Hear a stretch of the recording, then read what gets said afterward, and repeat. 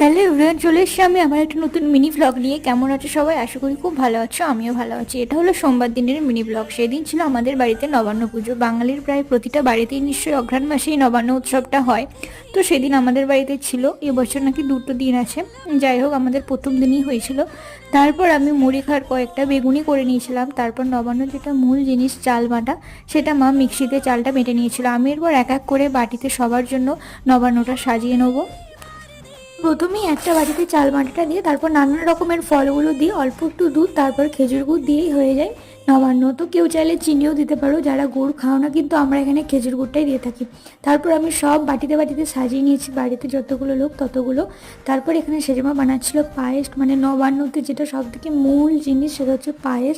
এখানে পায়েসটা সেজমা বানাচ্ছিল আর আমি এদিকে করে নিয়েছিলাম মাছের ঝোল। আজকে মিনি ব্লগটা এই নবান্ন উৎসবটা নিয়েছিল। যদি ভালো লাগে লাইক করো। তো আজকের মতো